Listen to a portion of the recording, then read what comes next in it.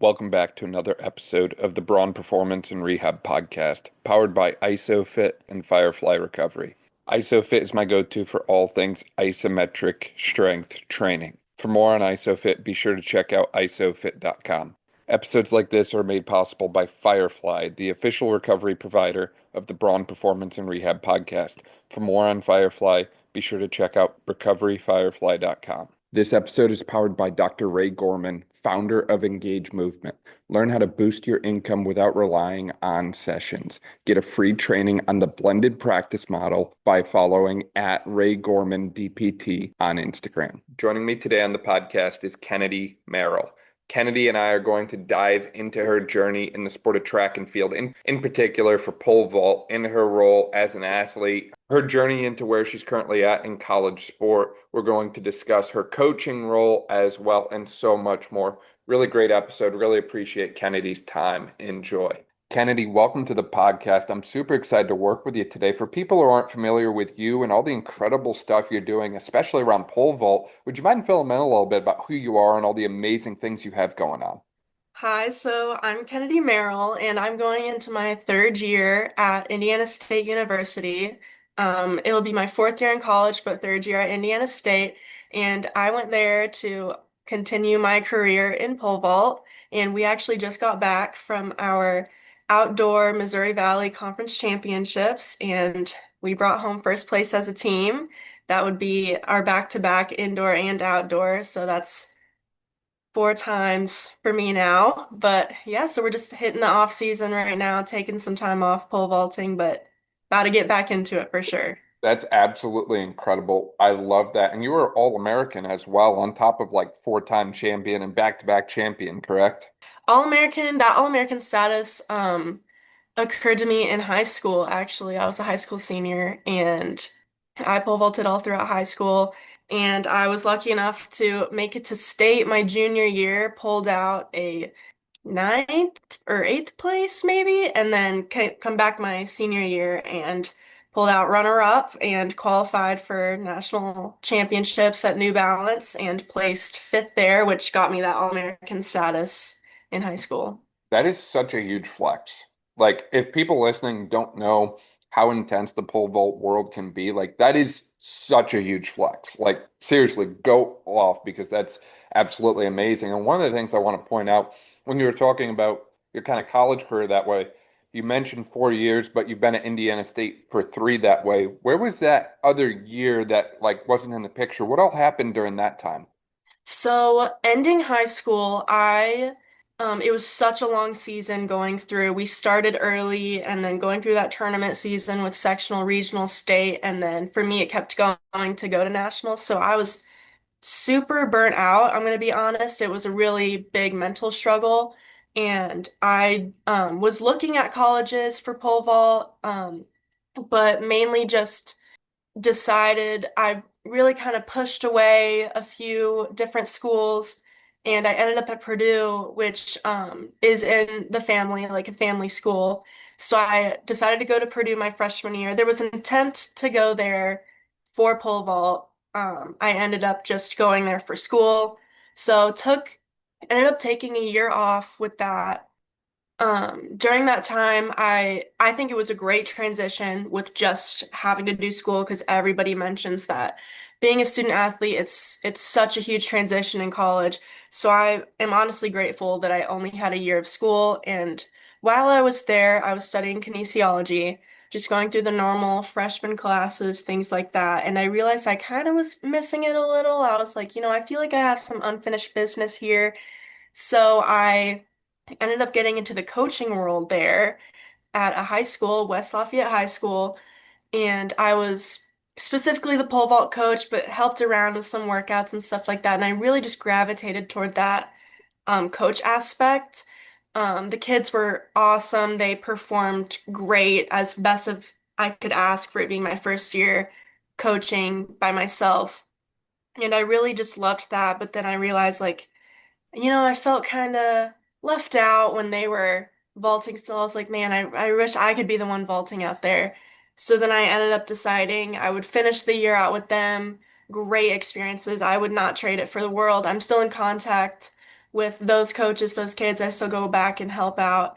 And then I entered the transfer portal, and that's when I reached out to Coach Martin, and we ended up going on a visit there, got to know him a little bit, talked a while, and realized that Indiana State was the place that I wanted to end up. What made you decide that Indiana State is definitely the spot for me in relation to track and field, academics, and beyond? I'm gonna have to go with at first glance.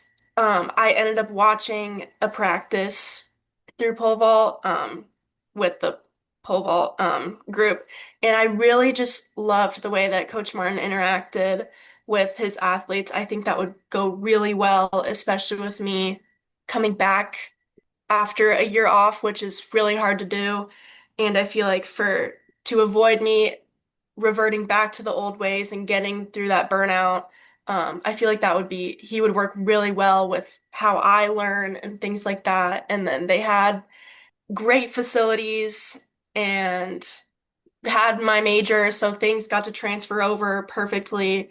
And even more specifically, I got to add in some minors that Purdue didn't necessarily offer for some things that I wanted to get into. So that strength and conditioning, that coaching, Indiana State offered more specific classes to that as well. Absolutely, that's incredible. And it sounds like you're taking the concept of track and field, you're taking the concept of pole vault and basically saying, like, look, I don't want this to just be like something I do in high school or college, but it sounds like you want to make that a big part of what you do in the future as well, with that kinesiology major, with the coaching and the strength and conditioning influence and all of that kind of stuff as well that way. What's kind of made you interested in kinesiology? Is it the track and field and the pole vault, or is it other things that kind of made you like want to go into this world, this space that way? Yeah, so I think the big thing that really influenced me was it happened in high school. We were lucky enough to have a strength and conditioning class called Advanced Physical Conditioning, and it was beneficial for athletes. They just wanted you in there just to weight lift, get stronger, agility, things like that. And I had great coaches there, and I really loved what they do. I really gravitated towards them, and I was like, this is like I want their job. Like this is what I want to do.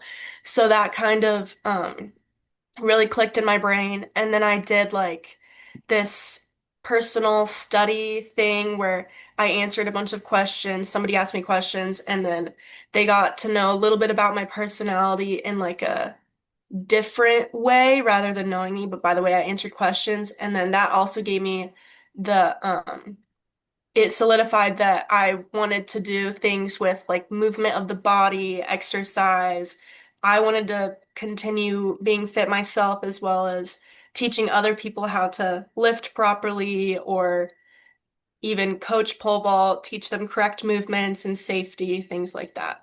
Absolutely. I love everything about that. And it sounds like it's just that concept of, again, giving back. It's like, pole vault sounds like it's had such an amazing impact on you and really helped shape the person that you are today that way. And I think that there's something about that, right? Like sport plays such a key influence on people, their development, who they are, and it teaches them lessons that they're not going to learn anywhere. And what better way to continue that kind of concept and that kind of legacy than to turn around and give it back to kind of the next generation that way. For sure, I completely agree with that. And I would say the other piece too is like for me anyways, pole vault is just always so amazing to watch. Like I'm just like, how in the heck do you all do that? Like it's one of those things that I'll watch and I'm like, I like to think I can do some cool stuff, but like I can't do anything like that. Like you're literally like sprinting full speed ahead or like what looks like full speed ahead to me, and then like sticking a pole in the ground and flying like 10, 14, 15, I don't even know how high, feet through the air and like twisting as you do it and like somehow not getting hurt when you fall. And like I've seen some of those like fail kind of like complications online that way. And I'm like, man, that must really freaking hurt. But like, it's like almost like an addicting kind of quality to people that do the pole vault because they love it so much. But it just looks so incredibly challenging from a physical standpoint, a coordination standpoint, and obviously the mental side as well when you do fall and get hurt and come up short that way. I mean, it just seems so incredible to me. How do you do it? I mean, what's the secret to the pole vault and like just all those other qualities that I just outlined that way? Man, I'm still trying to put all the pieces together as well. I'm gonna be honest.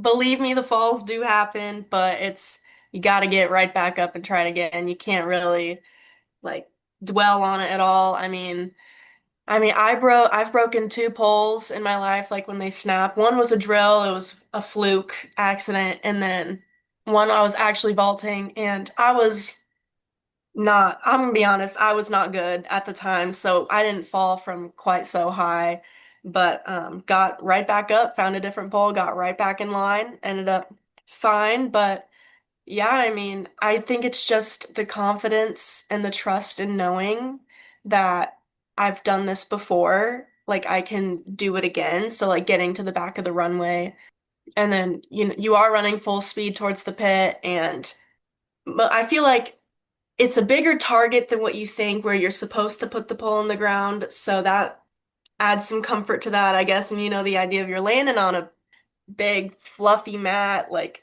there's like you see these things and you think that you're going to be okay, but sometimes there are those voices in the back of your head. And I feel like this past year, I was really struggling on the mental side of the pole vault of knowing that I am going to be okay. So I had a bunch of run throughs. There were practices where I could not get off the ground. And but nearing the end of the season, I feel like I started pulling it together and really getting back into that comfort space. It sucks that it happened nearing the end of the season, but some things like that happen and you just have to roll with the punches kind of thing. And yeah.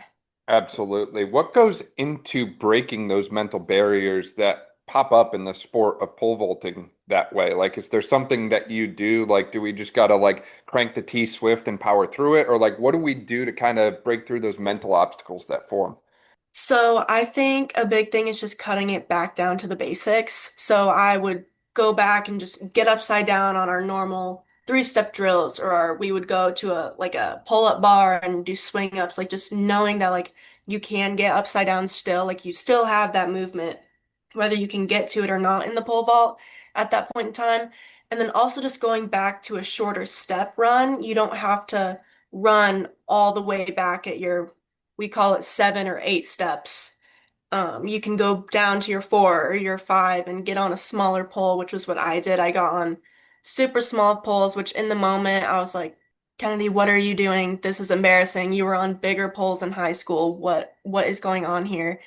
But then it's also like you just need to like rebuild those muscle memory type things and also just rebuilding up that confidence step by step. And then also like another thing is I gripped down, like you don't need to grip at the end of the pole. There's like when you're building things up, you can grip down. So just working through things like that slowly and then building on steps where I could just be like, hey, I didn't run through every single jump today. I took up 3, which there was a point this season where that was something positive. So It yeah. sounds like it's such a technical game for pole vault, right? Like it's just so many different things. Like you mentioned, the steps to where you grip on the pole, to the size of the pole, and so on. It sounds like there's a lot of like attention to detail that goes into this whole incredible process that we see of someone sprinting and sticking a pole in the ground and then flying through the air in some like almost like artistic way. Like it just looks so effortless for you all. And I mean, if I attempted to do it, it would not be effortless whatsoever. Like I'm not even sure I could make it over like a little 3 foot kind of thing that way. Like it's incredible to watch what you do and then make it look so seamless. But as you were talking, I was just like, oh my gosh, like there's a lot more that goes into this than I think we give it credit for. Yeah, for sure. I feel like even when I started coaching, and having to like explain those steps to the athletes, because I'm very big on like there's another thing like standards, which is where the bar is placed. Most athletes in high school, their coach does it completely for them. If I'm there, perfect, I'll do it for you, but there's times where I was like, I want you to understand and take control of things like this.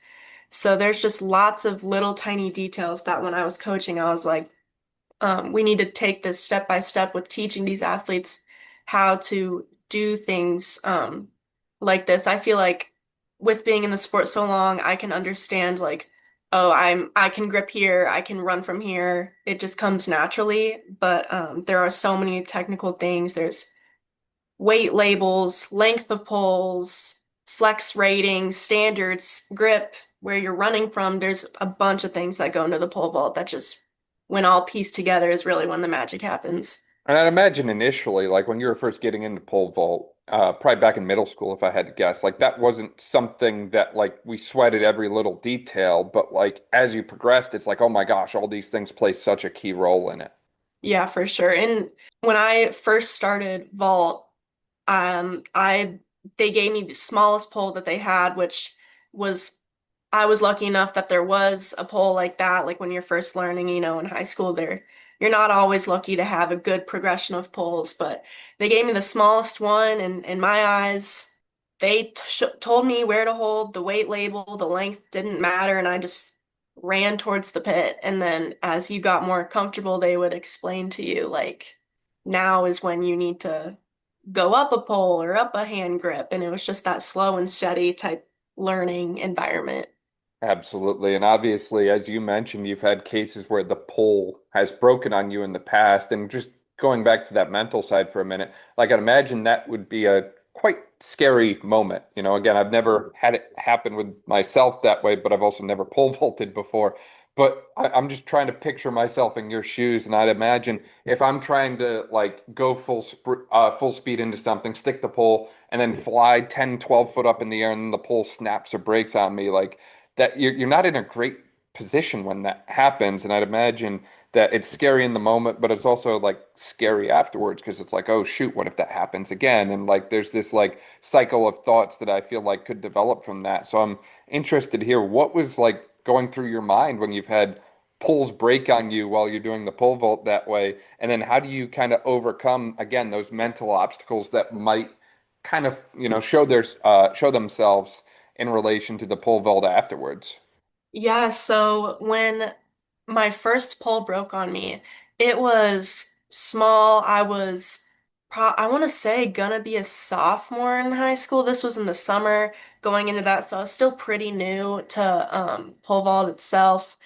And I feel like that helped foreshadowing with the mental aspect. So when it did break, I was at my summer club, DC Athletics, just getting in that summer training, and I was waiting in line. It was my turn. I ran up, planted the pole. Next thing I know, I'm flipped backwards really quickly. I land on the mat, luckily. And I was just, when it first happened, I remember being like confused. I was like, what happened? And then someone got it on video, so that's always a plus. And my coaches looked back at the video and they were like, that only happened. They were quick to like respond and be like, you're fine. Like, making sure I was fine, which I was. And they were quick to like jump in the fact. They're like, you're gonna be fine, like get back in line, things like that. They looked at the video and they told me, they were like, that happened because you did this right and things like that. So I did like pieces were put together. I was still a newbie, I was still learning. They were like, you did these things right. That is why this happened. Things like that. And I think it really helped on the mental side, like with that happening. I was still young. Like that was the first big fall or major thing that happened to me in pole vault. So like I did not think anything of it.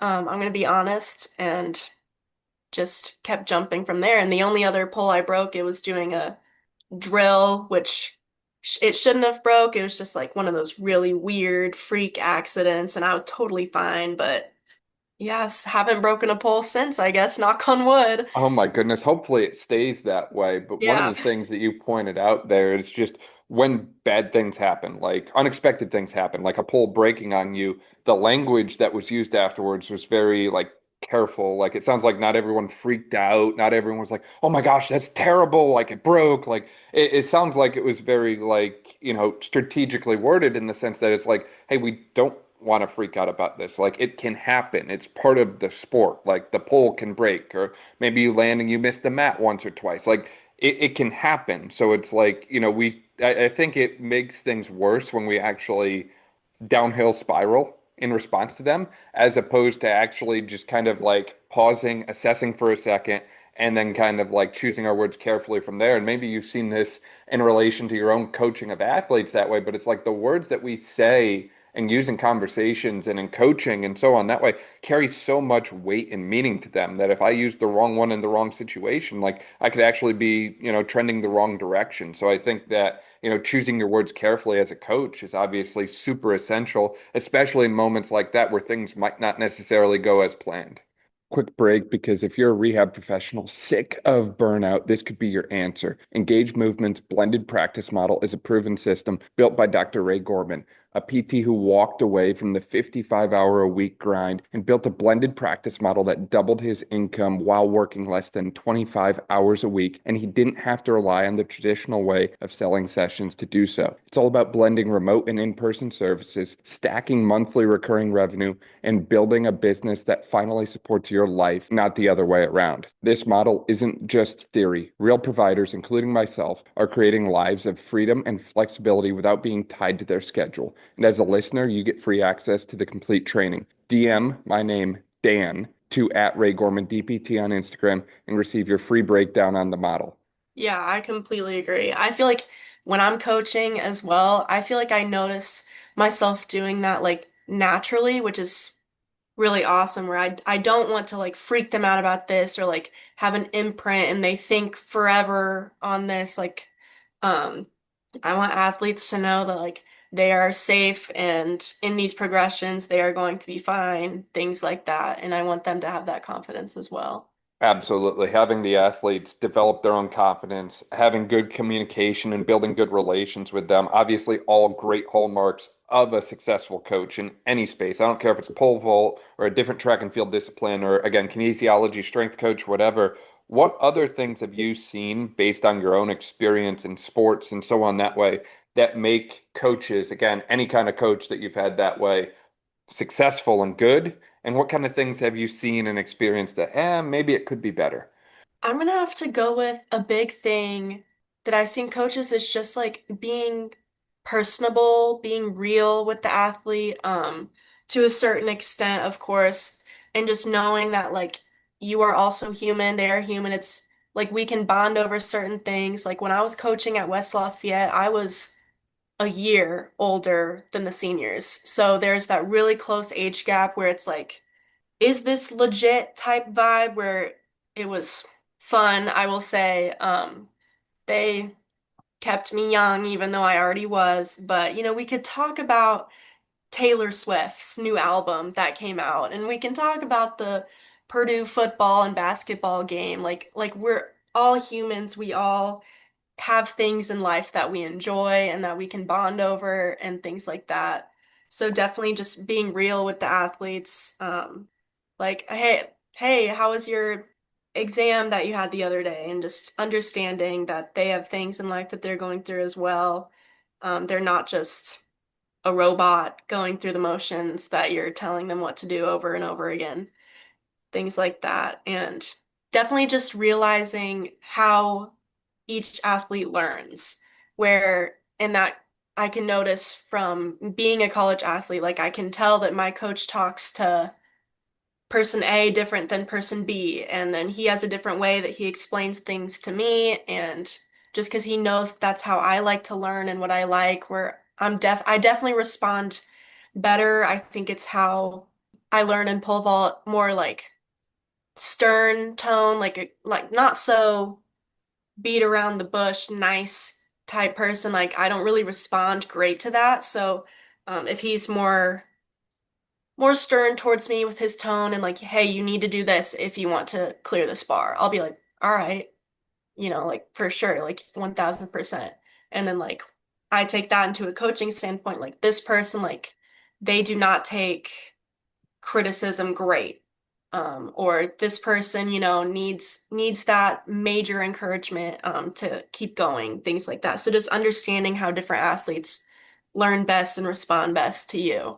Absolutely. How you can best interact with them, what the best framework is for that athlete, because your own kind of standard operational framework might not be what's best for them. And you have to kind of evolve your approach to best provide for that athlete. And I cannot emphasize your point enough about the importance of having like legit good relations with the people that you work with. And again, this is any profession. I don't care if you're a head coach, assistant coach, strength coach, AT, PT, whatever it freaking is. Like you have to put people first at the end of the day. You have to get to know them. You have to develop a relation with them, and you have to understand like, hey, we have to be a team together working towards this common goal, right? In this case, it's common goal of pole vault, right? Kennedy here, pole vault's about 12 foot, sometimes a little bit more than 12 foot. Like that's wicked good. But homegirl Kennedy here wants to go even higher. Kennedy wants to hit 14 feet. How do we get her there? How do we work together to help make sure she gets there? And I think the more you go at it with that team-based mindset, and to your point,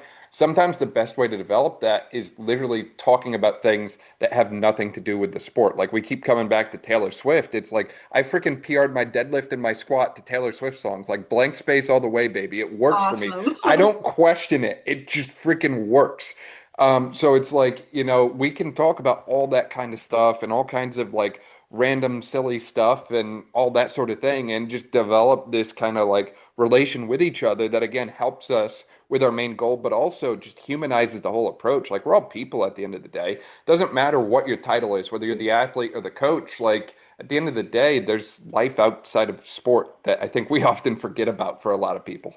Yeah, for sure. I completely agree.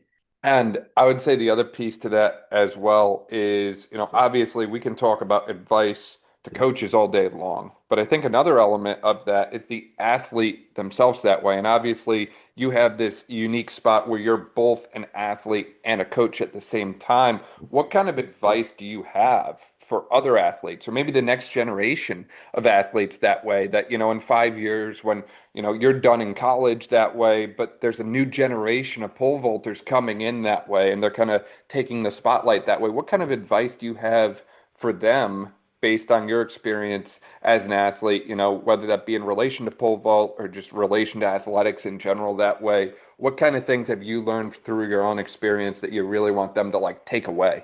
I would have to say a big one would be just trusting the process. That's been sort of my mantra. It was through high school, through my first year at Purdue, just trust the process. Like there is a reason that I'm here, and with that, more opportunities could open up to you. It may not be a straight line in athletics. Trusting your training, trusting what your coaches are doing for you, creating the workouts, the strength conditioning programs, your athletic trainers, PTs, whoever it is, trusting what they have for you, that they are professionals, they know what they're doing. It may not seem like something that you want to do in the moment, but it will benefit you in the end. So trusting that process. And then also just going along with that, trusting yourself. If in athletics your body has done this before, especially college, like you are at this college level for a reason, people want you here, you belong specifically. So trust that you are allowed to take up space, you are allowed to be there. And then I guess just a big one would be just have fun, enjoy it.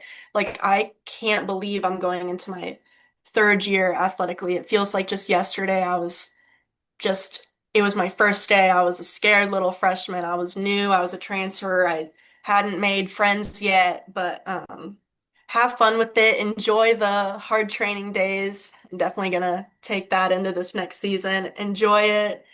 Take each day like for what it is, like one at a time. Like if you're going into for pole vault, like our jump day, I'm gonna think about the jump day. I'm not gonna think about the meet at the end of the week. I'm gonna think about our swing ups we're doing on the swing up rack today. I'm not going to worry about what I'm going to clear that hasn't even happened yet. So just staying in the moment, having fun, enjoy your time with your friends, your teammates, your coaches.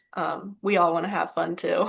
Absolutely. It sounds like you keep the main thing at the end of the day, for lack of a better way to put it.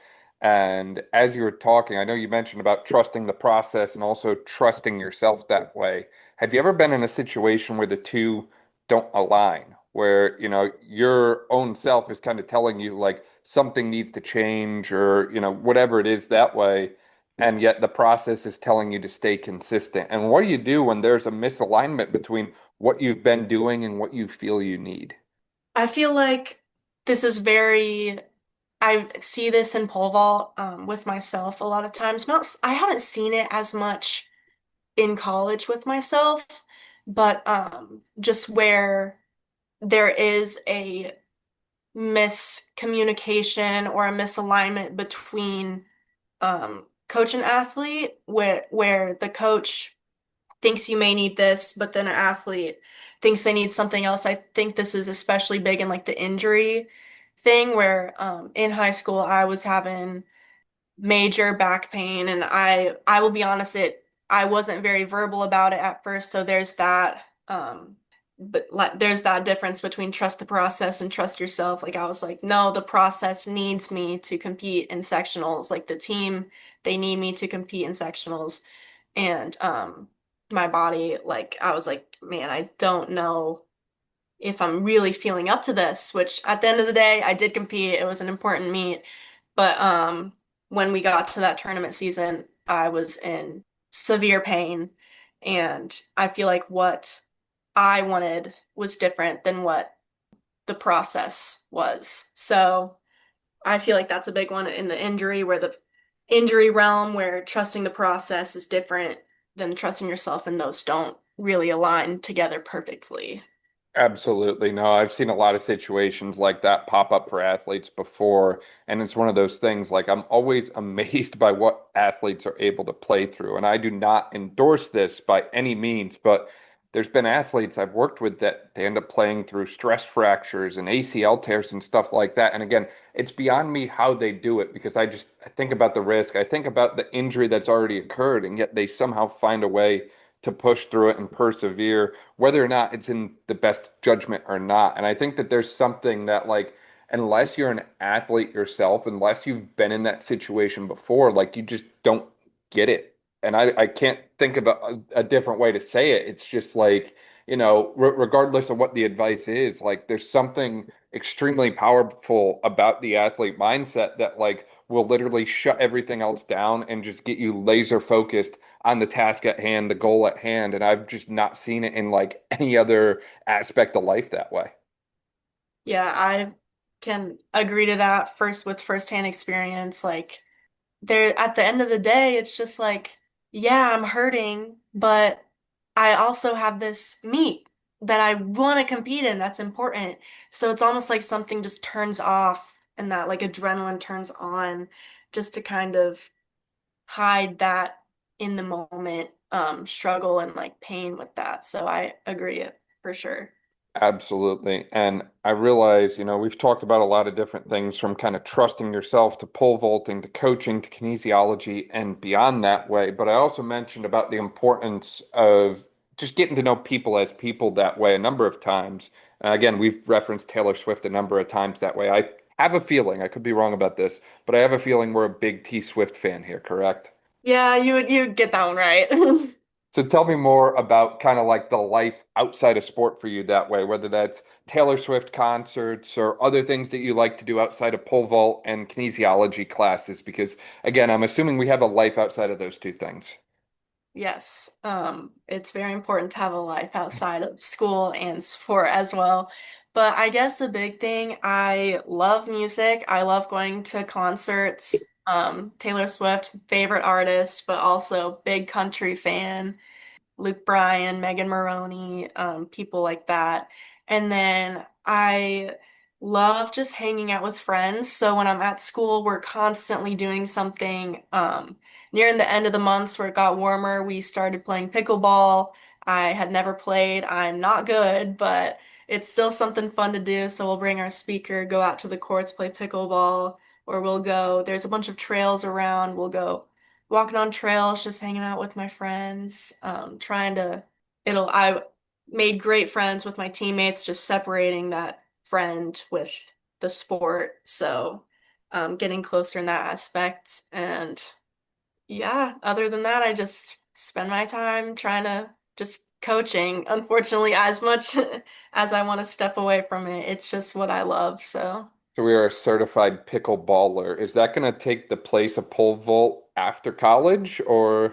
man, if I pull it together and get good, that would be awesome. It's tiring, it's hard, But oh man. I want to say that would be awesome, but I sure hope not with how I play. Hey, you never know. I mean, it's like it's crazy to me because I think the pole vault would be so much more challenging than pickleball. And again, the way you do it, making it look so effortless and like you're 12 feet up in the air. Like it like to me, I'm like, oh my gosh, like that's insane. And then like it's crazy that like you make that look so easy, and yet pickleball can be a little bit of a challenge for you. Like Yep. I feel like if we just got a ball out on the pickleball court, you can catch up to the pole vault abilities quite easily. Yeah, I mean, people say where it's like, what do you mean you can't? Like you swing and you miss in the pickleball and you pole vault. You take this stick and you run and fling yourself up, but you like swing and a miss with the pickleball. Like I don't know. I don't understand it, but I was gonna say I'm also saying those things as a complete narp at this point in my life as well. So like I would suck on the pickleball court as well. I would suck at tennis. There's a lot of sports that I'm just I like to say I'm not made for that. I'm not built for that. But it still makes a good story regardless. yeah, for sure. I You actually bring up an interesting point I want to hit on real quick. You mentioned about comments people make that way.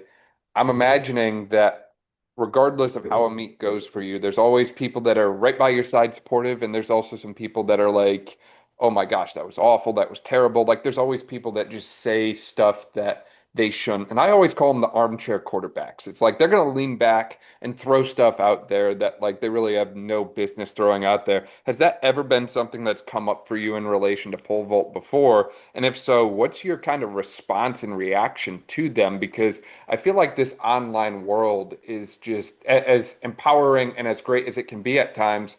It's also a bit frustrating for some athletes getting bombarded with just stuff like that from, faceless Instagram, TikTok accounts from someone who, has never played any organized sport in their life that way. Like, I hate this concept of people feeling like they need to tear other people down that way. But has that ever happened to you? And if so, what's your response to it? I feel like I haven't gotten any like big hate with like Instagram or TikTok, things like that. I've been pretty lucky with that, but I feel like just knowing that, well, if like yeah, I may have had a not so great meet, like I didn't do great, but I still cleared 12 feet.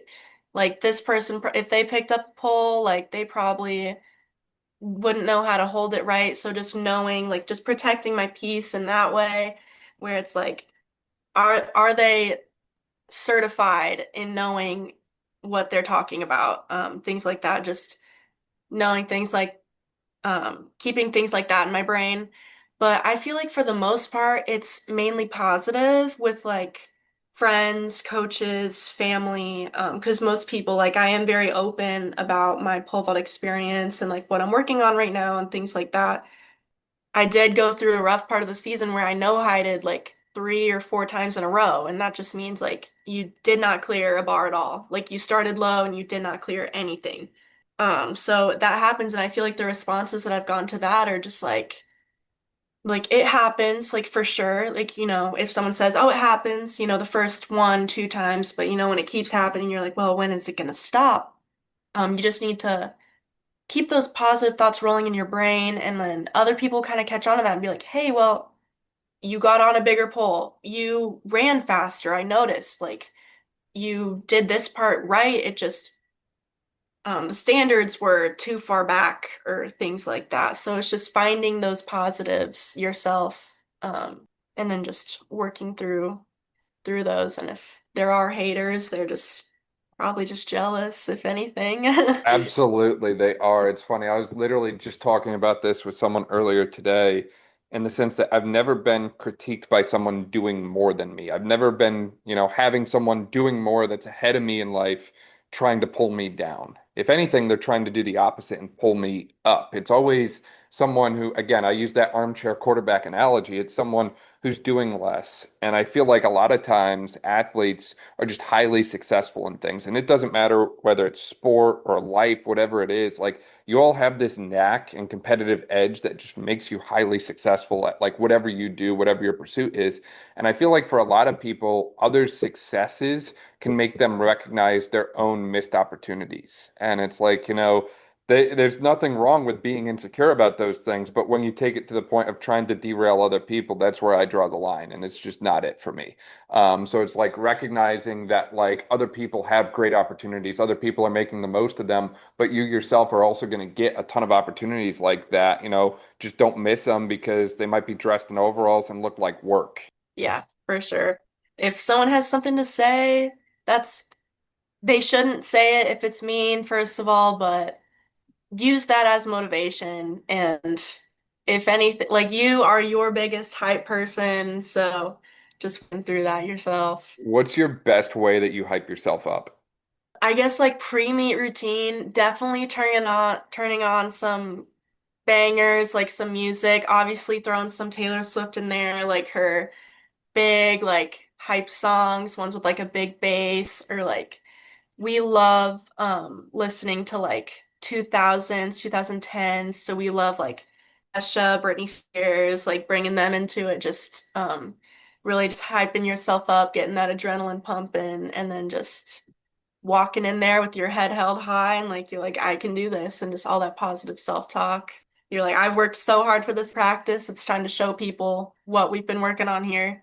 It's so crazy that you say things like Kesha, Britney Spears, that sort of thing, because like I can always tell generations of people based on the music that they listen to, because like there's people that I work with now that have never heard of Britney Spears. There's one girl that never heard of like Tupac and Biggie, and like we literally had to like pause the PT session for a quick like history lesson on like Tupac, Biggie, and the whole kind of 9 yards that way. So it's always amazing to me to hear like what people's hype music is, what gets them going, and like it's very much a generational thing. Like a lot of the high school kids I work with right now, they're like hype playlists that they like ask to be like thrown on in the middle of their PT session are all like Megan Thee Stallion and Cardi B and that sort of thing. And I'm not saying that there's anything wrong with that, but it's certainly different than what I see from, people like 3 years older than them. So it's always funny to me to see that like generational influence on the hype playlist that way. Yeah, I definitely noticed that as well, for sure.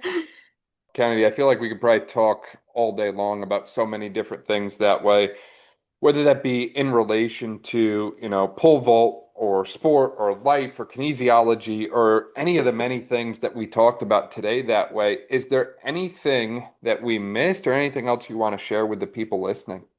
Man, I could probably also talk about it all day, all those topics.